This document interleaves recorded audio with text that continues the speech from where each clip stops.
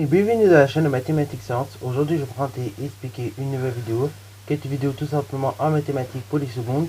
Et dans cette vidéo de mathématiques polysecondes, on va voir tout simplement comment dans un repère orthonormé, ou même de façon générale dans un repère, on peut tracer tout simplement une droite à l'aide d'une équation réduite. Ok, voilà. Donc là, dans la précédente vidéo, ok, donc il y a deux vidéos déjà de cela, nous avions vu comment on pouvait tracer une droite à l'aide d'une équation cartésienne. Et bah là, ce coup-ci, ça va être un peu le même jeu, mais avec les équations réduites. On va voir comment tout simplement on peut tracer justement une droite à l'aide d'une équation réduite. Et vous allez voir que la méthode globalement est très simple. En fait, il n'y a pas forcément besoin de faire des choses extraordinaires. Il suffit juste de bien les faire. Ok, bravo. Donc ici, vous avez, on nous demande dans un repère orthonormé de tracer la droite D d'équation y égale 2x moins 2. Alors bon, bien évidemment, là, on sait très bien qu'il s'agit d'une équation réduite, puisqu'elle est de la forme y égale un réel fois x moins un autre réel, ou plus un autre réel, ok. Parce que oui, bien évidemment, moins 2, c'est comme plus moins 2, ok. Donc cela est équivalent. Alors donc, là, je vous laisse mettre la vidéo en pause si vous êtes chaud pour le faire. Et ensuite, on va corriger ensemble et expliquer la méthode tranquillement.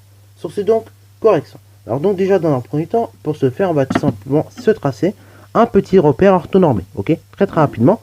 Donc voilà, on va tracer rapidement deux axes, comme vous pouvez le voir sur la vidéo. Ok, voilà, vous. Et après, donc, on va comme ça y mettre des graduations, bien évidemment, au fur et à mesure des deux axes. Ok. Donc là, ici, il s'agit de l'axe, bien évidemment, de l'abscisse, de l'axe des ordonnées. Et tous les un quart rond, on va décider, que ce soit en abscisse ou en ordonnée, de représenter une unité. Ok. Bravo. Alors donc là, comme ça, on a fabriqué le repère. Maintenant, et deuxièmement, il va falloir tracer cette droite. Mais comment je vais me prendre justement pour tracer la droite? Alors ça, c'est pas très compliqué dans l'absolu. Ou une droite, ce n'est rien plus que deux points que l'on relie ensemble. Ok, bravo. Pour tracer une droite, c'est comme ça qu'on fait même depuis la sixième en fait. C'est-à-dire vous prenez deux points, vous les reliez ensemble et ça fait votre droite. Donc déjà le premier point qu'on peut placer, c'est tout simplement ce qu'on appelle l'ordonnée à l'origine. Et l'ordonnée à l'origine, il vous les donner, il vaut à moins 2. Ok, c'est le réel P, il vaut moins 2. Et donc moins 2, là je descends clairement de 2 unités, il est là.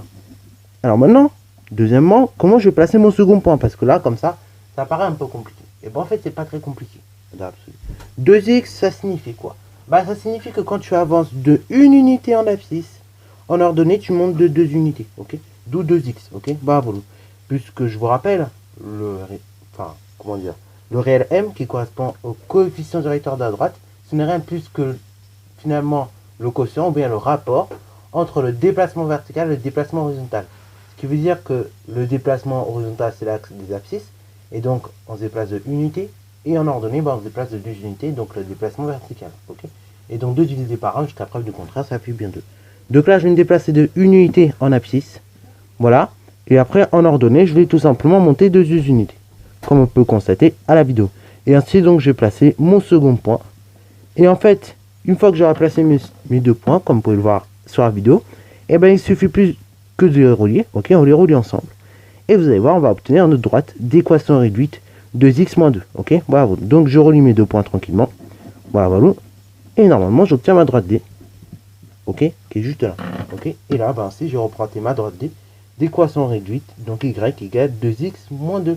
Et vous voyez que finalement, la méthode pour faire le tracé de cette droite se repose énormément à l'aide du coefficient directeur et de l'ordonnée à l'origine.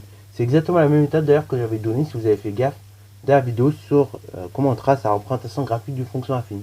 Donc vous voyez comme quoi tout est lié finalement. Voilà, donc si vous savez déjà tracer la représentation graphique d'une fonction affine, et là tracer tout simplement une droite à l'aide de son équation réduite, c'est exactement la même méthode. C'est pas très compliqué, il suffit juste de l'avoir en tête. Voilà, donc si vous n'êtes pas trop chaud pour le moment, un conseil que je peux vous donner, entraînez-vous à le refaire assez souvent. Comme ça, au bout d'un moment, vous allez devenir chaud et vous saurez bien le faire. Voilà, sur ce, c'est la fin de cette vidéo, j'espère qu'elle t'a plu.